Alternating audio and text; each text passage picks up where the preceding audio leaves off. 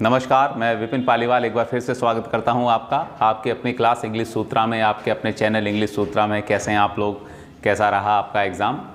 उम्मीद है आपका एग्ज़ाम बहुत अच्छा रहा होगा और बहुत अच्छी तरह से आप लोगों ने अपना जो एग्ज़ाम है वो दिया होगा।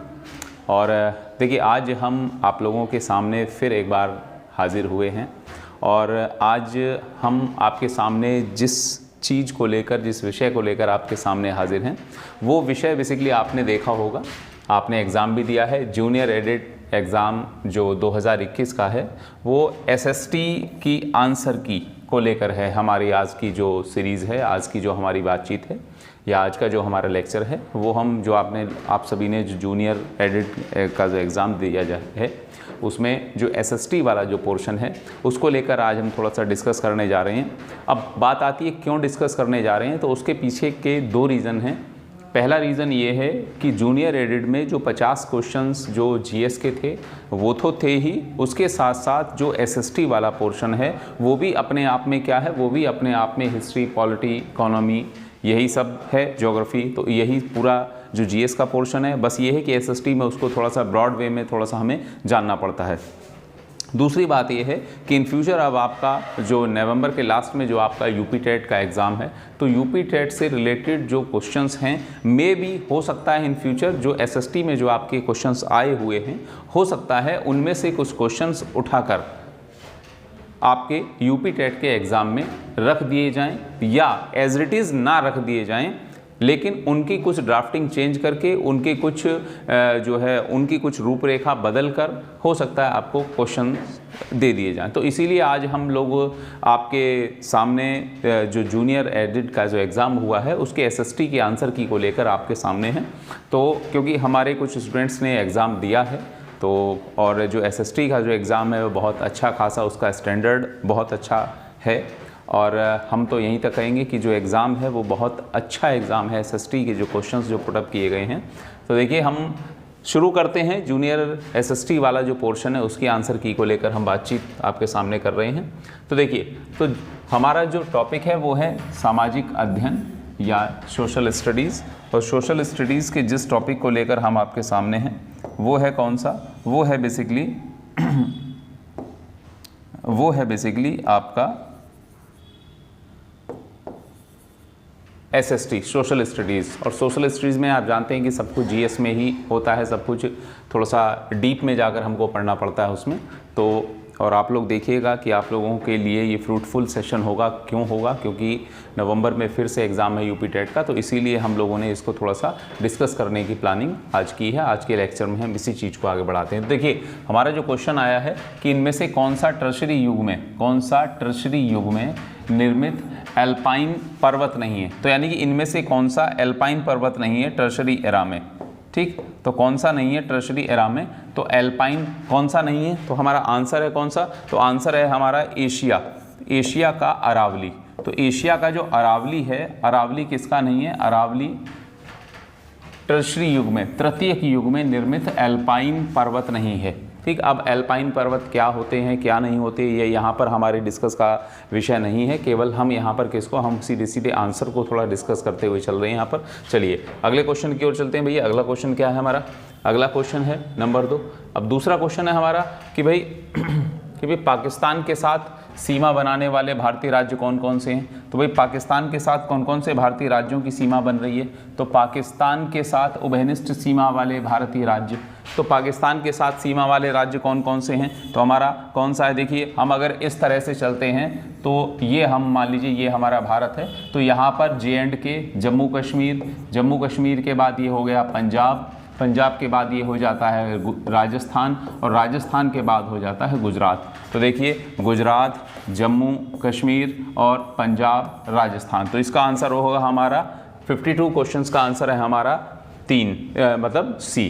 तो देखिए, तो कभी कभी इस तरह से क्वेश्चन पूछ लेता है, इस तरह का क्वेश्चन भी, क्योंकि देखिए जिस तरह से हम लोगों ने थोड़ा सा इसको एनालिसिस किया है यूपी एडिट के, जूनियर एडिट के इस एसएसटी वाले पोर्शन का, तो इस एसएसटी वाले पोर्शन में अगर आप लोगों को जानकारी ना हो तो मैं आप लोगों को बता देता हूं कि इसमें से बहुत सारे क्वेश्चंस यूपी पीसीएस से उठाकर डाले गए हैं, यानी कि कुछ क्वेश्चंस ऐसे हैं इसमें, काफ़ी क्वेश्चंस जो डायरेक्ट यूपी पीसीएस से उठाकर इसमें रखे गए हैं। और अब आप सोचिए, जब एक पीसीएस लेवल के क्वेश्चंस या यूपी कमीशन लोक सेवा आयोग के क्वेश्चन इसमें डाले जा रहे हैं या रखे जा रहे हैं, तो आप खुद इस चीज़ का थोड़ा सा अंदाज़ा लगा लीजिए कि किस लेवल का एग्ज़ाम ये था और किस तरह के भविष्य में, किस तरह के फ्यूचर में किस तरह के क्वेश्चंस या किस तरह के एग्ज़ाम पैटर्न को यूपी में होने वाली जो परीक्षाएं उनमें फॉलो किया जाएगा।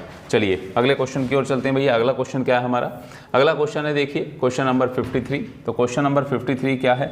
तो क्वेश्चन नंबर 53 है हमारा, इनमें से कौन सी चट्टान मेटामॉर्फिक यानी कि कायांतरित चट्टान नहीं है? तो देखिए नहीं है तो कौन सी? तो आंसर है हमारा ग्रेनाइट। ग्रेनाइट क्या है? ये मेटामॉर्फिक रॉक्स नहीं है। चलिए अगले क्वेश्चन की ओर चलते हैं भैया। अगला क्वेश्चन देखते हैं, डोलड्रम की पेटी में कौन सी पवन की दिशा होती है? तो डोलड्रम पेटी। तो डोलड्रम पेटी क्या होती है, ये हम जब ज्योग्राफी में जब चलेंगे हम डिस्कस करेंगे, एलैबोरेट करेंगे एक एक लेक्चर को, तो हम वहाँ पर आपको बताएंगे डोलड्रम पेटी में। अब बात आती है डोलड्रम पेटी में पवन की दिशा यानी कि जो डायरेक्शन ऑफ विंड होती है वो कौन सी होती है? वो होती है विषुवत रेखीय पछवा पवन। विषुवत रेखीय पछवा पवन यानी कि इक्वेटोरियल विंड जो होती हैं वो होती हैं। चलिए अगले क्वेश्चन की ओर चलते हैं भैया। अगला क्वेश्चन देखते हैं। अगला क्वेश्चन क्या है हमारा? अगला क्वेश्चन है, किस बादल से तीव्र मूसलाधार बारिश होती है? तो किस प्रकार के बादल से? बादल भी अलग अलग तरह के होते हैं, वो हम जब टॉपिक चलाएंगे उसमें आप लोगों को हम बताएंगे किस तरह की होती हैं। तो देखिए, तो किस बादल से तीव्र मूसलाधार बारिश? तो तीव्र मूसलाधार सर्वाधिक बारिश तो किस बादल से? तो बादल के प्रकार की बात क्या है, कैसे हैं वो सारी चीज़ें, तो इसका हमारा आंसर है आंसर नंबर 4, वर्षा स्तरीय बादल। तो कौन सा? वर्षा स्तरीय बादल। ठीक, वर्षा स्तरीय बादल। हैवी जो रेन होती है वो किस बादल के कारण होती है? तो वर्षा स्तरीय बादल। आंसर है हमारा 4, 55 का ऑप्शन 4। चलिए अगले क्वेश्चन की ओर चलते हैं भैया। अगला क्वेश्चन देखते हैं, रासवी लहर जेट स्ट्रीम के विकास के संबंध में। तो रासवी लहर, तो रोसबी वेव्स जेट स्ट्रीम के विकास की किस अवस्था से संबंधित है? तो रोसबी लहर जो है वो जेट स्ट्रीम का जो विकास और डेवलपमेंट ऑफ जेट स्ट्रीम की कौन सी स्टेज से रिलेटेड है? रोसबी वेव। तो रोसबी वेव है सेकेंडरी स्टेज से, जेट स्ट्रीम की सेकेंडरी वेव से, जेट स्ट्रीम की सेकेंडरी वेव्स के से रिलेटेड है रोसबी वेव्स, रोसबी लहर। चलिए अगले क्वेश्चन की ओर चलते हैं भैया। अगला क्वेश्चन देखते हैं। अगला क्वेश्चन क्या है हमारा? अगला क्वेश्चन है कि ये जो ईस्टर्न घाट है, पूर्वी घाट, तो पूर्वी घाट की सबसे ऊंची चोटी कौन सी है? तो पूर्वी घाट की सबसे ऊंची चोटी है कौन सी? महेंद्रगिरी। कौन सी? महेंद्रगिरी। चलिए अगले क्वेश्चन की ओर चलते हैं भैया। अगला क्वेश्चन देखते हैं। अगला क्वेश्चन क्या है हमारा? अगला क्वेश्चन है हमारा कि मानसून की गत्यात्मक संकल्पना। ठीक, गत्यात्मक, मानसून की गत्यात्मक संकल्पना, मानसून की गत्यात्मक संकल्पना, मानसून की गत्यात्मक संकल्पना।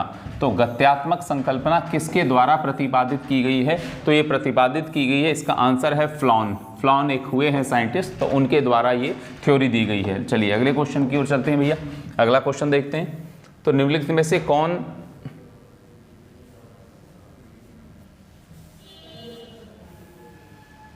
चलिए अगला क्वेश्चन आता है हमारा, तो निम्नलिखित में से कौन सा क्षेत्र सर्वाधिक भूकंप संभावित है या सर्वाधिक भूकंप प्रभावित है? तो सर्वाधिक भूकंप से जो अर्थक्वेक से जो प्रभावित है, मोस्ट अर्थक्वेक अफेक्टेड एरिया कौन सा है? तो भैया हमारा आंसर है ए, गंगा ब्रह्मपुत्र मैदान, गंगा ब्रह्मपुत्र प्लेन। तो गंगा ब्रह्मपुत्र जो प्लेन है वो किससे रिलेटेड है? वो मोस्ट अर्थक्वेक अफेक्टेड एरिया में आता है, क्षेत्र में आता है। चलिए अगले क्वेश्चन की ओर चलते हैं भैया। अगला क्वेश्चन देखते हैं कि भाई अगला क्वेश्चन क्या है हमारा? अगला क्वेश्चन है पृथ्वी की उत्पत्ति के संबंध में। तो पृथ्वी की उत्पत्ति के संबंध में ग्रहाणु परिकल्पना, ठीक, प्लेनेस्ट्रियम जो थ्योरी है या प्रिंसिपल है वो किसने दिया है? तो ये आंसर है इसका चैम्बरलेन। हमारा आंसर कौन सा है? चैम्बरलेन। ग्रहाणु परिकल्पना क्या होती है, क्या नहीं होती, जब हम ओरिजिन या इवोल्यूशन ऑफ अर्थ पढ़ेंगे, जब उसमें हम जानेंगे अर्थ के बारे में कि क्या है, कैसे, कौन सी थ्योरी किसने दी। ठीक, चलिए अगले क्वेश्चन की ओर चलते हैं। अगला क्वेश्चन क्या है, तो देखिए अगला क्वेश्चन, ये जो क्वेश्चन थे ये अब तक रिलेटेड थे किससे, ज्योग्राफी से। और देखिए आप क्वेश्चंस का लेवल देखिए थोड़ा सा, कि क्वेश्चंस का लेवल जो है ये अपने आप में बहुत अच्छे क्वेश्चंस हैं, बहुत अच्छा पेपर सेटर ने, एग्जाम सेटर ने बहुत अच्छा एग्जाम सेट किया है। चलिए अब बात आती है, अगला क्वेश्चन आता है हमारा, अगला क्वेश्चन है हमारा किससे रिलेटेड, पब्लिक अकाउंट कमेटी, लोक लेखा समिति। तो लोक लेखा समिति में कितने मेंबर्स हैं, तो लोक लेखा समिति में आंसर है हमारा कितना, ए 22। लोक लेखा समिति में कितने सदस्य होते हैं, तो पब्लिक अकाउंट कमेटी में होते हैं भैया 12 सदस्य। कितने, 12 सदस्य। तो पब्लिक अकाउंट कमेटी में 22 सदस्य होते हैं, तो आंसर है ए 22 सदस्य। चलिए अगले क्वेश्चन की ओर चलते हैं। अगला क्वेश्चन क्या है, किसने कहा कि प्रजातंत्र, किसने कहा कि डेमोक्रेसी वह शासन है जिसमें प्रत्येक व्यक्ति को भाग मिलता है। तो किसने ये कहा, who said democracy is the which type of government in which person is participated, in every person is participated. तो इसका आंसर होगा, इसका आंसर है 3, लॉर्ड ब्राइसी। लॉर्ड ब्राइस एक हुए हैं, ठीक। तो उन्होंने कहा है कि डेमोक्रेसी एक इस तरह की व्यवस्था है जिसमें प्रत्येक व्यक्ति की भागीदारी होता है, प्रत्येक व्यक्ति का कॉपरेशन होता है, प्रत्येक व्यक्ति पार्टिसिपेट करता है या कर सकता है।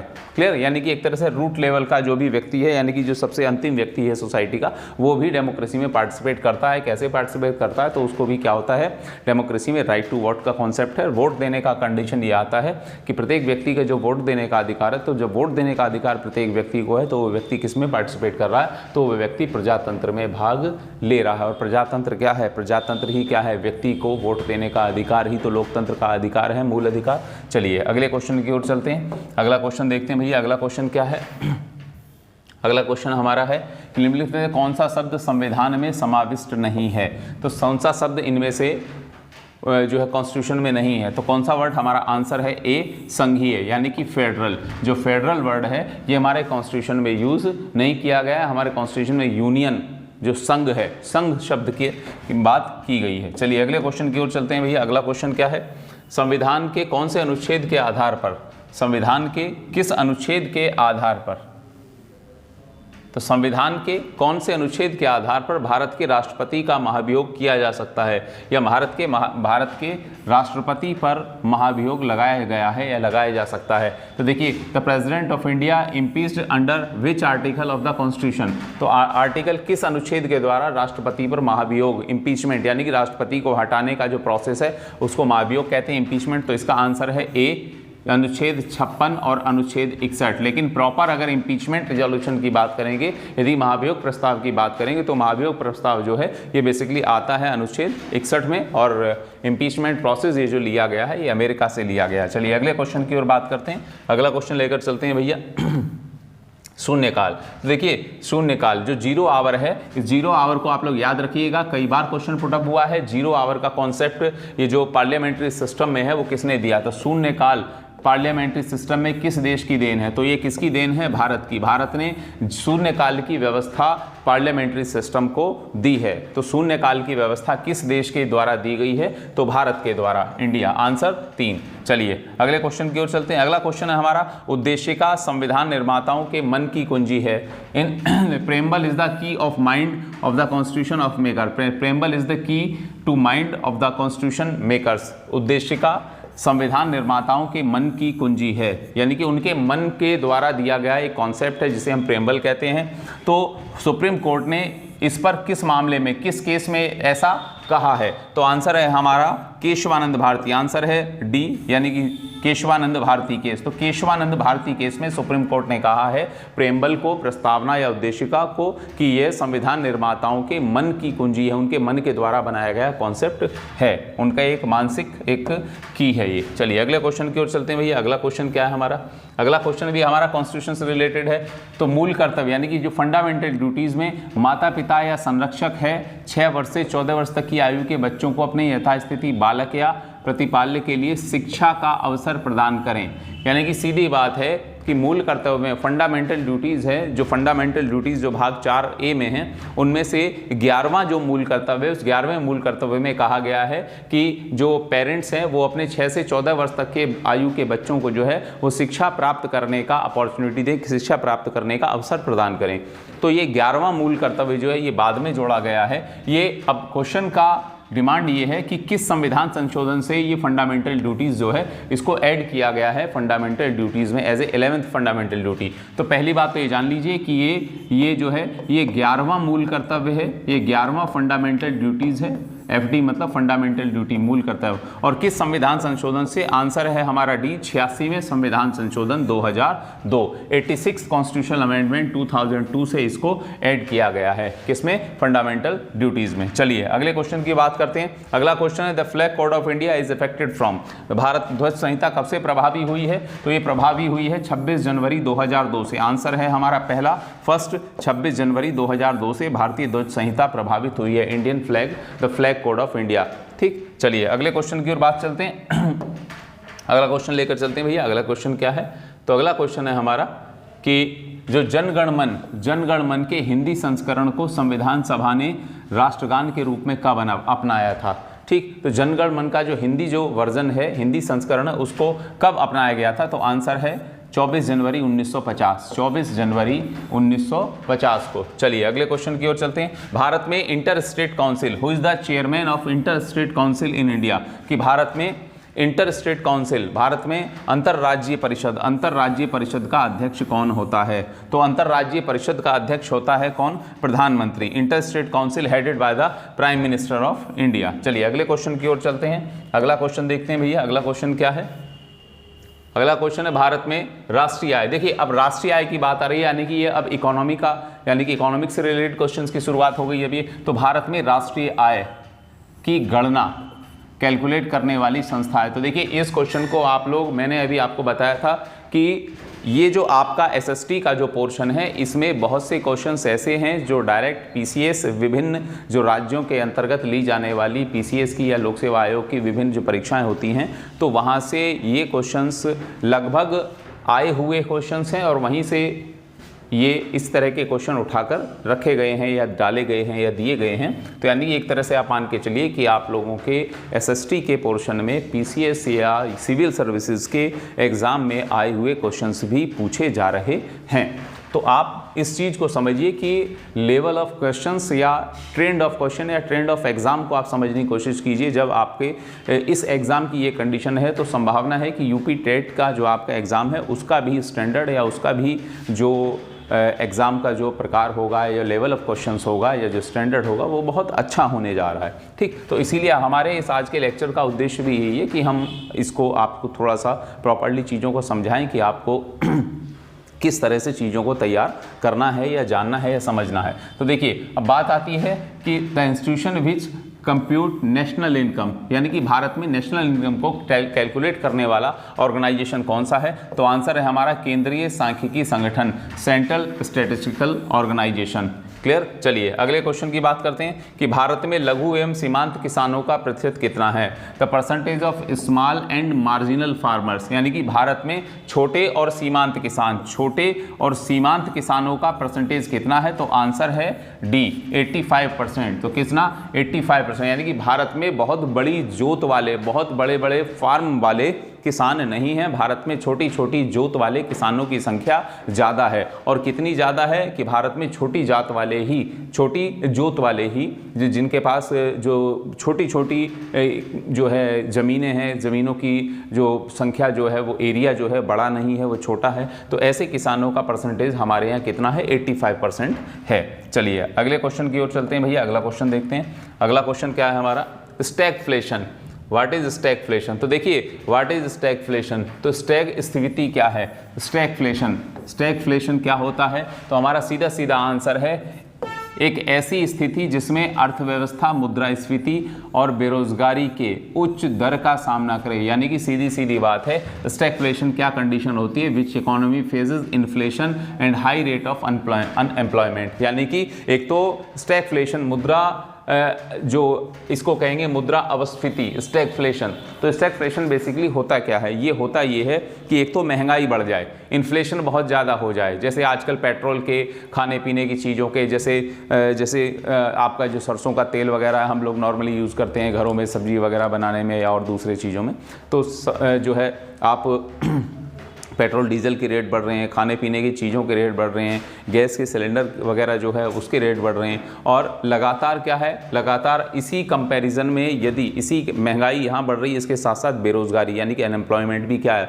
उसका भी रेट जो है लगातार बढ़ रहा है, उसका भी परसेंटेज बढ़ रहा है। तो ऐसी स्थिति को क्या कहा जाता है, ऐसी स्थिति को कहा जा रहा है स्टैगफ्लेशन। क्लियर। चलिए अगले क्वेश्चन की ओर चलते हैं भैया। अगला क्वेश्चन क्या है, अगला है जुड़वा घाटा। What is twin deficit. Twin deficit किसको कहते हैं, तो ट्विन डेफिसिट कहते हैं जब चालू खाता यानी कि करंट अकाउंट डेफिसिट, चालू खाता और फिस्कल डेफिसिट राजकोषीय घाटा बढ़ जाता है। जब चालू खाता भी हो, चालू खाते का घाटा भी हो और राजकोषीय घाटा भी हो। अब राजकोषीय घाटा और चालू खाते का घाटा क्या होता है, इसको समझने के लिए हम प्रॉपर आपका जो एक लेक्चर है इकोनॉमिक्स में उनको लेकर आएंगे। फिलहाल आप ये समझिए कि ट्विन डेफिसिट जुड़वा घाटा क्या होता है। वह घाटा जब चालू खाता करंट अकाउंट डेफिसिट भी हो और साथ साथ फिस्कल डेफिसिट राजकोष का भी घाटा हो जाए, उसको हम कहते हैं ट्विन डेफिसिट या जुड़वा घाटा। चलिए अगले क्वेश्चन की ओर चलते हैं भैया। अगला क्वेश्चन क्या है हमारा, अगला क्वेश्चन है अर्थशास्त्र में लेसिस फेयर। अर्थशास्त्र में लेसिस फेयर का क्या अर्थ है, लेसिस फेयर इन इकोनॉमी। तो लेसिस फेयर है कि भैया राज्य अर्थव्यवस्था में कोई हस्तक्षेप नहीं करता। इकोनॉमी में जब स्टेट इकोनॉमी में the state do not interfere in the economy, जब राज्य जो है इकोनॉमी में अर्थव्यवस्था में किसी प्रकार का कोई इंटरफेयर, किसी प्रकार का कोई हस्तक्षेप नहीं करता, तो वो कहलाता है लेसिस फेयर स्टेट। चलिए अगले क्वेश्चन की ओर चलते हैं कि निम्न में से कौन सा एक विश्व व्यापार संगठन से संबंधित नहीं है। तो भैया WTO से। तो WTO से संबंधित कौन सा नहीं है, तो भैया ये बाकी सारा जो है टिम्स हुआ, ट्रिप्स हुआ, उरुग्वे राउंड हुआ, ये सब WTO की स्थापना से ही संबंधित है या WTO से ही संबंधित है। जबकि IDA, जबकि ये जो पहला ऑप्शन है IDA, ये किससे रिलेटेड है, ये है वर्ल्ड बैंक से। ये किससे संबंधित है, ये वर्ल्ड बैंक से संबंधित है। IDA किसकी पार्ट है, IDA is the part of world bank. ये किसका पार्ट है, ये वर्ल्ड बैंक का पार्ट है। ठीक, तो ये हमारा ऑप्शन है 76 का 1 IDA। अगली क्वेश्चन करते हैं। अगला क्वेश्चन क्या है, Narasimham committee report related. Narasimham समिति की सिफारिशें संबंधित हैं, रिपोर्ट रिलेटेड है किससे, आंसर है A banking sector reform. Banking sector reform, इस बात को आप ध्यान रखिएगा, ये नरसिंघम कमेटी बैंकिंग सेक्टर के रिफॉर्म में अब तक बनाई गई मेजर कमेटियों में से एक है। अब तक बनी सबसे बड़ी समितियों में से या सबसे महत्वपूर्ण समितियों में से एक है। भारत में नरसिंघम समिति की सिफारिशों के आधार पर ही भारत में बैंकिंग सेवा में सुधार के कार्य या सुधार के प्रयास रिफॉर्म किए गए हैं। चलिए अगले क्वेश्चन की ओर चलते हैं भैया। अगला क्वेश्चन देखते हैं। अगला क्वेश्चन क्या है हमारा, अगला क्वेश्चन है हमारा, देखिए हमने अभी बात की थी कि आपके जो क्वेश्चंस हैं वो सिविल सर्विसेज के क्वेश्चंस से कुछ उठाकर डाले गए हैं। तो इसी तरह का एक क्वेश्चन है economic survey published by, economic survey published by. तो economic survey published by the finance ministry. तो इकोनॉमिक सर्वे को प्रकाशित कौन करता है, तो इकोनॉमिक सर्वे पब्लिश करता है फाइनेंस मिनिस्ट्री। भारत सरकार का जो वित्त मंत्रालय है वो जो है इकोनॉमिक सर्वे आर्थिक सर्वेक्षण प्रत्येक वर्ष प्रकाशित करता है। चलिए अगले क्वेश्चन की ओर चलते हैं। PQLI physical quality of life index का कॉन्सेप्ट किसके द्वारा दिया गया था। Physical quality of life index का जो कॉन्सेप्ट है इसको दिया था किसने, इसका आंसर है बी मॉरिस डी मॉरिस एक इकोनॉमिस्ट हुए हैं, तो उनके द्वारा ये कॉन्सेप्ट दिया गया था। चलिए अगले क्वेश्चन की ओर चलते हैं भैया। अगला क्वेश्चन देखते हैं। अगला क्वेश्चन क्या है हमारा अगला क्वेश्चन है 15वें वित्त आयोग। 15वें वित्त आयोग की सिफारिशों के आधार पर केंद्र और राज्यों के बीच करों का कितना हिस्सा डिवाइड होगा, करों के केंद्र और राज्यों के बीच कितना हिस्सा दिया जाएगा। तो केंद्र और राज्यों के बीच 41%, तो 41%। ठीक, तो देखिए तो क्वेश्चन क्या है कि 15वें वित्त आयोग की सिफारिशों के आधार पर केंद्र सरकार ने विभाजनीय करों का कितना हिस्सा राज्यों के बीच बांटने की स्वीकृति प्रदान की है। यानी कि जो केंद्र सरकार जो राज्यों को जो ग्रांट देती है, यानी कि अनुदान राशि देती है या राहत राशि देती है, जो बजट देती है एक तरह से, तो वो जो सेंट्रल गवर्नमेंट है, सेंट्रल गवर्नमेंट के पास अपना जो टोटल रेवेन्यू जनरेट होता है, उस टोटल रेवेन्यू में से 41% इसके अकॉर्डिंग वो किसको दिया जाएगा, स्टेट्स को, ठीक, राज्यों को। क्लियर है। चलिए अगली बात करते हैं। अगला देखिए, अगला क्वेश्चन हमारा हिस्ट्री से रिलेटेड क्वेश्चन शुरू हो गए हैं यहाँ पर। अब अगला क्वेश्चन क्या है कि अलाउद्दीन खिलजी की विजयों को तिथि क्रम के अनुसार arrange the victories of Alauddin Khilji in the chronological order, यानी कि अलाउद्दीन खिलजी की विजयों को क्रम से लगाइए। तो अलाउद्दीन खिलजी की विजयों को क्रम से लगाइए, तो इसका जो हमारा आंसर है, इसका हमारा आंसर है BACD। तो पहले गुजरात, नंबर 2 रणथंबोर, नंबर 3 चित्तौड़ और नंबर 4 तेलंगाना।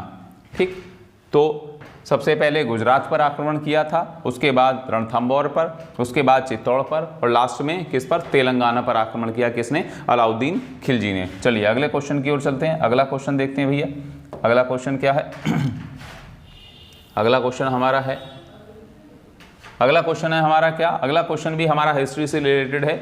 एक तरफ आपको कुछ सूत्र दे दिए गए हैं, ठीक, यानी कि कुछ बुक्स हैं, कुछ एपिक हैं, उनमें किस एपिक में किस ग्रंथ में क्या दिया गया है, तो उससे रिलेटेड बात है। तो हमारा जो स्रोत सूत्र किससे संबंधित है, गृह सूत्र किससे संबंधित है, धर्म सूत्र किससे संबंधित है और सुल्ल सूत्र किससे संबंधित है। तो देखिए सुल्ल सूत्र का तो आप देखिए यज्ञ वेदी को मापना, ठीक, मेजरिंग ऑफ फायर अल्टर्स, ठीक, इसके बाद हमारा A का 2 हो गया, ठीक, बलि संबंधी नियम आपका, तो बलि संबंधी नियम किससे हैं, स्रोत सूत्र में, ठीक, इसके बाद C का 4 हो गया, C का 4 धर्म अथवा विधि, धर्म सूत्र से संबंधित है, ठीक, तो ये आपका, ठीक, और B का 3 तो गृह सूत्र घरेलू अधिकार, तो ये आंसर हो गया हमारा 2।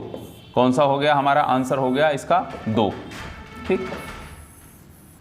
ये क्वेश्चन बहुत अच्छा क्वेश्चन है, अपने आप में बहुत अच्छा स्टैंडर्ड क्वेश्चन है, क्योंकि ये क्वेश्चन थोड़ा सा सिविल सर्विसेज से रिलेटेड है और वहाँ पर ये क्वेश्चन थोड़ा सा पूछा गया है, इसलिए ये क्वेश्चन जहाँ तक मेरा मानना है कि ये आसान क्वेश्चन नहीं है। जिसने बहुत अच्छी तरह से थोड़ा सा जो वैदिक लिटरेचर है, जिसने पढ़ा हुआ है जो वैदिक एरा इंडियन हिस्ट्री का, वो इस क्वेश्चन को थोड़ा सा ईजिली लाइट वे में कर सकते हैं। चलिए, मतलब हमारा कहना ये कि आप स्टैंडर्ड का थोड़ा सा क्वेश्चंस का लेवल देखिए, क्वेश्चंस के लेवल को आप समझिए, सोचिए। देखिए अब एक तरफ एक बुक दे दी गई है और दूसरी तरफ उनके राइटर दे दिए गए हैं। तो इंडिका रॉट बाय मेगास्थनीज, ठीक, Harshacharita wrote by Banabhatta, Prithviraj Raso wrote by Chandbardai और राजतरंगिणी रॉट बाय कलहन, ठीक। तो इसका आंसर क्या है, तो इसका आंसर है A।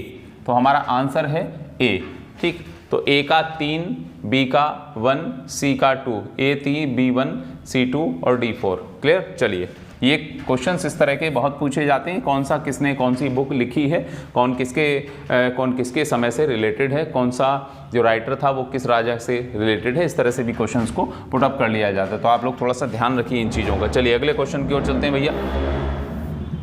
अगला क्वेश्चन है, अब बात आती है, ठीक, बौद्धिज्म की जो कॉन्फ्रेंस हुई हैं, कॉन्फ्रेंस ऑफ बौद्धिज्म या बौद्ध धर्म की जो संगीतियाँ हुई हैं अलग अलग, तो वो बौद्ध परिषदें आयोजित की गई थी। वो कहाँ, उनका कालक्रम क्या है, तो कब कब हुई थी वो, तो देखिए नंबर 1 राजगृह में, नंबर 2 वैशाली में, नंबर 3 पाटलिपुत्र में और नंबर 4 कुंडलवन कश्मीर में। तो 1 2 1 3 2 1 4 3, तो 2 1 4 3 हमारा आंसर है 4। हमारा आंसर क्या है 4। जो बौद्धिज्म की काउंसिल हुई है या बौद्धिस्ट कॉन्फ्रेंस हुई हैं, वो कहाँ पर हुई हैं, वो 4 काउंसिल हुई हैं और चारों को इन्होंने कहा है कि सीक्वेंस में लगाइए, पहले कौन सी हुई है, दूसरी कौन सी, तीसरी कौन सी, चौथी कौन सी, कहाँ पर। क्लियर है। चलिए अगले क्वेश्चन की ओर चलते हैं। अगला क्वेश्चन देखते हैं भैया। अगला क्वेश्चन क्या है हमारा, अगला क्वेश्चन ये है कि उत्तर भारत पर नियंत्रण करने के लिए the triplet struggle to the control of north India is look between, यानी कि किस किस के मध्य त्रिकोणात्मक संघर्ष हुआ है, किस किस एम्पायर के बीच। तो भैया उत्तर भारत पर संघर्ष के लिए, कंट्रोल करने के लिए इन तीनों जो एम्पायर थे, राष्ट्रकूट, प्रतिहार और पाल्स, इन तीनों के बीच विवाद हुआ है। ठीक, तो आंसर है हमारा ABC, आंसर है हमारा D ABC, यानी कि नॉर्थ इंडिया पर कमांड करने के लिए, उत्तर भारत पर प्रतिहार के बाद उत्तर भारत पर कमांड करने के लिए, हर्षवर्धन के बाद उत्तर भारत पर, नॉर्थ इंडिया पर कमांड करने के लिए 3 डायनेस्टीज़ ने आपस में लड़ाइयाँ की, आपस में उनके स्ट्रगल हुए, विवाद हुए। और वो 3 डायनेस्टी थी पाल, प्रतिहार और राष्ट्रकूट। पाल, प्रतिहार और राष्ट्रकूटों का जो एरिया था, राष्ट्रकूट डेक्कन एरिया से नीचे से उत्तर की ओर आना चाहते थे। ठीक, प्रतिहारों का पूरा क्षेत्र था ही नॉर्थ में, कन्नौज वगैरह प्रतिहार थे। और पाल थे कहाँ पर? पाल बंगाल में थे। तो बंगाल में पाल, दक्षिण में आपके राष्ट्रकूट और नॉर्थ में प्रतिहार। तो इन तीनों के बीच कन्नौज पर कब्जे के लिए, कन्नौज पर कमांड करने के लिए जो आपस में संघर्ष हुए उन्हें त्रिकोणीय संघर्ष कहा गया है। चलिए अगले क्वेश्चन की ओर बात करते हैं, अगला क्वेश्चन की ओर चलते हैं भैया। अगला क्वेश्चन क्या है? अगला क्वेश्चन है कि ऋग्वैदिक काल में निष्क, ऋग्वैदिक काल में निष्क क्या होता था? तो निष्क क्या होता था ऋग्वैदिक काल में? तो गले का आभूषण था।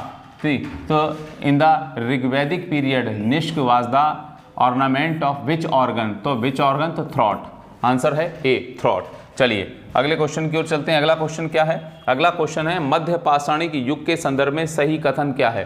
तो मध्य पाषाणिक युग के संबंध में जो हमारा जो सही स्टेटमेंट है वो क्या होगा, तो उसकी बात करते हैं जरा। तो देखिए मध्य पाषाणिक युग में जो हमारा जो स्टेटमेंट होगा वो क्या है? तो मध्यपाषाण काल में लोगों का जीवन आखेट और संग्रह की पद्धति पर आधारित थे। यानी कि लोग आखेट, यानी कि लोग क्या करते थे? शिकार करते थे। ठीक, हंटिंग एंड कलेक्टिंग, और शिकार करते थे और उसके बाद अपने खाने पीने की चीज़ों का क्या करते थे? कलेक्ट करके उनको रखते थे, संग्रहण करते थे, एकत्रित करके, इकट्ठा करके रखते थे।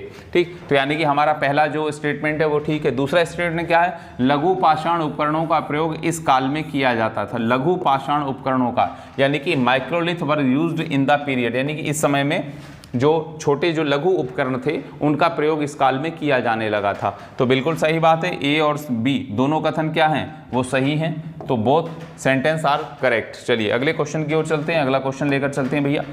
अगला क्वेश्चन क्या है हमारा? अगला क्वेश्चन देखिए, अगला क्वेश्चन क्या है भैया? अगला क्वेश्चन है हमारा क्या? अगला क्वेश्चन है कि शाहजहां पिता शाहजहां के समय में औरंगजेब की स्थिति क्या थी? तो औरंगजेब शाहजहां के समय में क्या था? तो गवर्नर, दक्कन का governor, governor of Deccan. Shahjahan ने औरंगजेब को 2 बार दक्षिण का गवर्नर नियुक्त किया था। इस तरह का भी क्वेश्चन मान लीजिए जैसे यूपी टेट का आपका इन फ्यूचर एग्जाम है, उसमें पूछ सकता है कि यहाँ तो पूछ दिया आपका कि शाहजहां के समय में औरंगजेब की कंडीशन क्या थी, वहाँ थोड़ा सा और इसको घुमाकर पूछ देगा कि शाहजहां के समय में औरंगजेब के दक्षिण का गवर्नर कितनी बार रहा, या शाहजहां ने कितनी बार दक्षिण का गवर्नर अपॉइंट किया, नियुक्त किया था औरंगजेब को? तो 2 बार उसको दक्षिण का गवर्नर नियुक्त किया गया था। चलिए अगले क्वेश्चन की ओर चलते हैं। अगला क्वेश्चन क्या है? अगला क्वेश्चन है थेरी गाथा। थेरी गाथा के संदर्भ में कौन सा स्टेटमेंट सही है? तो भैया ये 73 गीतों का संग्रह है जिसमें 522 कवित्व हैं। यह है 73 गीतों का एक collection of 73 song containing 522 poems. चलिए जी, दूसरी बात क्या है? दूसरा, इनकी रचना आध्यात्मिक रूप से विकसित भिक्षुणियों ने की थी। तो भैया इसमें ये जो हमारा पहला जो स्टेटमेंट है वो गलत है, हमारा दूसरा स्टेटमेंट बिल्कुल सही है। थेरी गाथा जो है वो स्पिरिचुअल जो आध्यात्मिक जो भिक्षुणियाँ थी, जो महिला भिक्षुणी थी बौद्ध धर्म की, उनके द्वारा ये थेरी गाथा का जो कॉन्सेप्ट था इसको डेवलप किया गया था। चलिए अगले क्वेश्चन की ओर चलते हैं। अगला क्वेश्चन क्या है हमारा? दिल्ली के निम्न में से किस सुल्तान ने जौनपुर शहर की स्थापना की? तो आंसर है हमारा 3, फिरोज तुगलक। जौनपुर शहर किसने बताया था? तो जौनपुर शहर की स्थापना की थी फिरोज तुगलक ने। चलिए अगले क्वेश्चन की ओर चलते हैं भैया। अगला क्वेश्चन देखते हैं। अगला क्वेश्चन आ जाइए। अगला क्वेश्चन है हमारा कि किस सुल्तान, निम्न में से किस सुल्तान ने दीवान अमीर कोही नामक विभाग की स्थापना की थी? तो दीवान अमीर कोही, तो दीवान अमीर Kohi established by Muhammad bin Tughlaq, and दीवार अमीर कोही वाज एग्रीकल्चरल डिपार्टमेंट।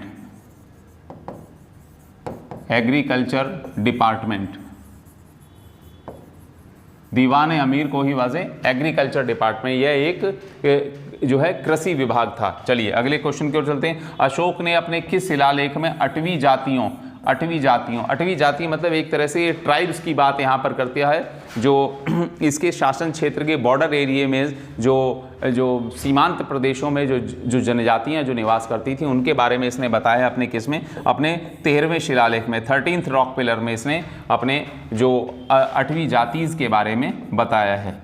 क्लियर? चलिए अगले क्वेश्चन की ओर चलते हैं। अगला क्वेश्चन हमारा क्या है, अगले क्वेश्चन की ओर चलते हैं भैया। अगला क्वेश्चन क्या कह रहा है? अगला क्वेश्चन है कि लॉर्ड हार्डिंग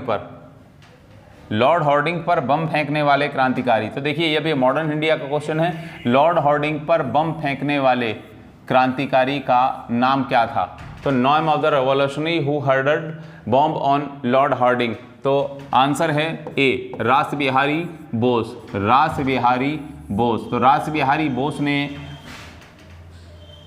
लॉर्ड हार्डिंग पर 1912 में बम फेंका था। 1912 में जब दिल्ली राजधानी परिवर्तन हुआ था, दिल्ली राजधानी बनी थी, तब लॉर्ड हार्डिंग ने तब रास बिहारी बोस और उनके दो साथियों मनमथ विश्वास और वसंत विश्वास ने मिलकर लॉर्ड हार्डिंग पर दिल्ली के चांदी चौक में बम फेंका था। चलिए अगले क्वेश्चन की ओर चलते हैं। किस गवर्नर जनरल ने कांग्रेस को अति सूक्ष्म अल्पसंख्यक लोगों का प्रतिनिधित्व करने वाली कहकर उपहास किया था? तो भैया किस गवर्नर जनरल ने कहा था कि भैया microscopic minority of people representative only which of the following governor generals ridiculate Congress as a representing only a microscopic minority of people, यानी कि अति सूक्ष्म लोगों की अल्पसंख्यक संस्था कहकर इसका मजाक उड़ाया था, हंसी उड़ाई थी। तो आंसर है डी, आंसर है बी, लॉर्ड डफरिन। और याद कीजिएगा इसी लॉर्ड डफरिन के समय 1885 में ही कांग्रेस की स्थापना हुई थी। चलिए अगले क्वेश्चन की ओर चलते हैं। अगला क्वेश्चन क्या है? तो भैया अगला क्वेश्चन है हमारा पुष्यमित्र शुंग। तो पुष्यमित्र शुंग द्वारा 2 अश्वमेध यज्ञ किए जाने के बारे में किस लेख से, उसके किस इंस्क्रिप्शन से इस बात की जानकारी मिलती है? तो भैया अयोध्या इंस्क्रिप्शन। और अयोध्या इंस्क्रिप्शन किससे संबंधित है? अयोध्या इंस्क्रिप्शन में पुष्यमित्र शुंग द्वारा 2 अश्वमेध यज्ञ किए जाने की जानकारी मिलती है। किसमें? अयोध्या अभिलेख में।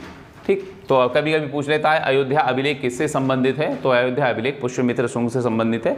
इसका ही एक अधिकारी था, शायद में भी धनदेव उसका नाम था, तो उसने लगवाया था और उस अयोध्या इंस्क्रिप्शन, और उसमें अयोध्या इंस्क्रिप्शन में बताया गया कि पुष्यमित्र शुंग ने 2 अश्वमेध यज्ञ किए थे। क्लियर है? चलिए आगे की बात करते हैं भैया।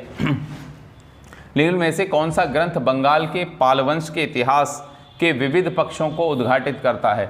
यानी कि which of the among following text furnish the various aspects of history of Palas of Bengal? तो आंसर है ए, रामचरित। कौन सा आंसर है? रामचरित। चलिए अगली क्वेश्चन की ओर चलते हैं भैया। अगला क्वेश्चन देखते हैं। अगला क्वेश्चन क्या है? निम्नलिखित में से किसने सुतकांगेडोर नामक हड़प्पीय पुरास्थल की खोज की थी? Who among the following had discovered the Harappan site Sutkagen Dor? तो आंसर क्या है? आंसर है ऑरेल स्टाइन। आंसर है 3, ऑरेल स्टाइन नामक एक जो वैज्ञानिक थे, जो साइंटिस्ट थे, उन्होंने ही इसकी खोज की थी। चलिए अगले क्वेश्चन की ओर चलते हैं। खैराडी नामक पुरास्थल किस नदी के किनारे स्थित है? तो खैराडी नामक ये जो पुरा स्थल है, जो Khairadi archaeological site Khairadi is situated at to the bank of the river following rivers? तो आंसर है ए, गंगा। तो गंगा नदी के किनारे बसा हुआ है खैराडी। चलिए अगले क्वेश्चन की ओर चलते हैं भैया। अगला क्वेश्चन क्या है? देखिए अगला क्वेश्चन है अपने शासनकाल के किस वर्ष खारवेल ने तंसुली से एक नहर के जल को अपनी राजधानी ले गया था? तो आंसर है क्या? आंसर है ए, 5th रीजनल ईयर। तो अपने शासन के 5वें वर्ष खारवेल ने, अब खारवेल कहाँ का राजा हुआ है? तो खारवेल हुआ है कलिंग का राजा खारवेल, कलिंग का राजा खारवेल। ठीक, ये थोड़ा सा क्वेश्चन जो है बहुत थोड़ा सा अच्छा स्टैंडर्ड का क्वेश्चन है, और ये क्वेश्चन सिविल सर्विसेज में पूछा गया क्वेश्चन है। तो थोड़ा सा हम जो आज इस लेक्चर को लेकर आपके सामने, हमारा उद्देश्य यही है कि आप लोग थोड़ा सा इस चीज़ को जानें, इस चीज़ को समझें कि आपसे जिस तरह के क्वेश्चंस एसएसटी में पूछे गए हैं, या जिस तरह के क्वेश्चंस आपसे यूपी टेट में पूछे जाने की संभावना है, उनका लेवल या उनका स्टैंडर्ड क्या हो सकता है, आप इस चीज़ को थोड़ा सा समझिए। चलिए अगले क्वेश्चन की ओर चलते हैं। अगला क्वेश्चन है प्रयाग प्रशस्ति अभिलेखों पर अधोलिखित किस मुगल शासक का भी उल्लेख है? यानी कि Allahabad pillar inscription also contains the inscription of home of the following Mughal ruler, यानी कि इलाहाबाद पिलर इंस्क्रिप्शन जो है प्रयाग प्रशस्ति, प्रयाग इलाहाबाद में लिखा हुआ जो अभिलेख मिला है उसमें किस मुगल रूलर का नाम आया है? तो भैया किसके बारे में भी बताया गया? तो जहांगीर के बारे में भी उसमें बताया गया है। चलिए अगले क्वेश्चन की ओर चलते हैं भैया। अगला क्वेश्चन क्या है? अगला क्वेश्चन है हमारा, कौन सा स्रोत वायु प्रदूषण के लिए उत्तरदायी नहीं है? Which of the following is not responsible for the air pollution? तो क्या है? तो आंसर है विंड टर्बाइन। विंड टर्बाइन भैया जो पवन चक्की हैं वो क्या किस तरह का, जो हवा से चलने वाली जो पवन चक्की हैं, विंड टर्बाइन है जो हवा से ही रोटेट करती हैं, वो किस तरह का पॉल्यूशन करेंगी? वो किसी तरह का पॉल्यूशन नहीं करती। तो आंसर क्या होगा? आंसर होगा हमारा 2। चलिए दूसरी बात करते हैं, कौन सी मिट्टी कॉटन प्रोडक्शन के लिए, कौन सी मिट्टी जो है वो कॉटन कल्टीवेशन के लिए, कॉटन प्रोडक्शन के लिए जो है फर्टाइल होती है? तो आंसर क्या है? आंसर है ए, ब्लैक सॉइल। कौन सी? Black soil. चलिए अगले क्वेश्चन की ओर चलते हैं भैया। अगला क्वेश्चन क्या है हमारा? अगला क्वेश्चन क्या है देखिए फटाफट। अगला क्वेश्चन है हमारा, निम्न में से कौन सा युग्म सम्मिलित नहीं है? तो एक तरफ स्टेट दे दिए गए हैं, दूसरी तरफ किस स्टेट में कौन सा जो डॉकयार्ड है कह दीजिए या पोर्ट है, तो पोर्ट किस स्टेट में कौन सा पोर्ट है? तो हमारा इसमें से जो हमारा जो आंसर है वो है डी, क्योंकि क्या है? कौन सा सही सुमेलित है, कौन सा मैच कर रहा है, करेक्टली मैच। तो आंसर है डी, गुजरात। गुजरात में कौन सा? गुजरात में है Kandla port. Gujarat Kandla port. Clear है? चलिए गुजरात का कांडला पोर्ट। चलिए तो ये हो गया हमारा कांडला पोर्ट। क्लियर? चलिए अगले क्वेश्चन की ओर चलते हैं। अगला क्वेश्चन देख लेते हैं फटाफट। देखिए अगला बहुत अच्छा क्वेश्चन है जो पूछा गया है, और ये कई जो है थोड़े से इधर उधर थोड़े से जो एग्जाम है सिविल सर्विसेज वगैरह उधर भी पूछा गया है कि निम्नलिखित में से कौन सा एक अयस्क बालाघाट, भंडारा और नागपुर के क्षेत्र में बहुलता से मिलता है? Which of the following ores is abundant in Balaghat, Bhandara, Nagpur? तो भैया बालाघाट, भंडारा, नागपुर रीजन में मैग्नीज के भंडार हैं, मैग्नीज के जो रिजर्व हैं वो मिलते हैं। चलिए अगले क्वेश्चन की ओर चलते हैं। निम्नलिखित व्यवसायों में से कौन सा अर्थव्यवस्था के प्राइमरी सेक्टर से, अर्थव्यवस्था के प्राथमिक क्षेत्र से संबंधित नहीं है? तो ट्रांसपोर्ट, परिवहन जो है वो क्या नहीं है? वो प्राइमरी सेक्टर का एग्जाम्पल नहीं है। बाकी जो हमारा खनन है, माइनिंग है, एग्रीकल्चर है और फिशिंग है, ये सब प्राइमरी सेक्टर के एग्जाम्पल हैं। चलिए अगले क्वेश्चन की ओर चलते हैं भैया। अगला क्वेश्चन देखते हैं फटाफट। अगला क्वेश्चन है, संसद के दोनों सदनों की अध्यक्षता कौन करता है? तो आप लोगों में से बहुत से लोग ऐसे हैं जिन लोगों ने हमारी जो सीरीज है वो देखी होगी, और उस सीरीज में हम लोगों ने बहुत से क्वेश्चन डिस्कस किए थे, और जो अब ये जो आपका एग्ज़ाम हुआ है इसमें जो 50 क्वेश्चंस आपके जो जीएस के थे उसमें काफ़ी कुछ क्वेश्चंस हमारे बताए हुए, हमारे द्वारा समझाए हुए मिले हैं। जिन लोगों ने सीरियसली हमारे जो लेक्चर्स को फॉलो किया था, हमारी सीरीज़ को फॉलो किया था, उन लोगों के पर्सनली हमारे पास फ़ोन आ रहे हैं, हमारे पास उनके कमेंट आ रहे हैं। तो आप लोग थोड़ा सा, हमारा कहना ये कि जो चीज़ आज जिस लेक्चर को लेकर हम आपके सामने हैं उस लेक्चर को आप थोड़ा सा प्रॉपरली समझिए। हम जो बताना चाह रहे हैं उस चीज़ को समझिए कि आपके एग्ज़ाम का ट्रेंड अब ये नहीं है, अब उस तरह से एग्जाम नहीं पूछा जाता, उस तरह से क्वेश्चंस सेट नहीं किए जा सकते हैं कि इजी क्वेश्चन आपको डायरेक्ट उठाकर दे दिए जाएं। अब आपके एग्ज़ाम, जैसे हमने बताया कि आपके एग्ज़ाम के जो क्वेश्चंस हैं वो एसएससी से के क्वेश्चन से भी उठाकर एग्जामिनर रख रहे हैं, सिविल सर्विसेज से भी उठाकर क्वेश्चन रखे जा रहे हैं। तो आप लोग थोड़ा सा गंभीरता के साथ चीज़ों को समझिए कि आपके एग्ज़ाम का पैटर्न, आपके क्वेश्चंस का स्टैंडर्ड या लेवल ऑफ क्वेश्चंस क्या होने जा रहा है। यही आज की हमारी सीरीज़ का, यही आज के हमारे इस लेक्चर का उद्देश्य था, और आज हम इस अपने जो आंसर की है इसको हम यहीं तक रखते हैं, और इसके बाद हम मिलते हैं फिर अपने नेक्स्ट लेक्चर में। दूसरी बात ये है कि यूपी टेट के लिए ये हमारा विशेषकर था कि इसमें से यूपी टेट का आप लोगों को मे भी हो सकता है कि कुछ क्वेश्चंस या क्वेश्चंस की भाषा बदली हुई हो, आपको रखे हुए इस तरह के क्वेश्चंस मिले। तो यूपी टेट को लेकर आज मैडम ने चीज़ें शुरू कर दी हैं, और मे भी बहुत जल्दी 1-2 दिन के अंदर हम आपके सामने यूपी टेट के लिए, यूपी टेट को फोकस करती हुई सीरीज़ के साथ हाजिर होंगे। तब तक के लिए नमस्कार, धन्यवाद, मिलते हैं फिर।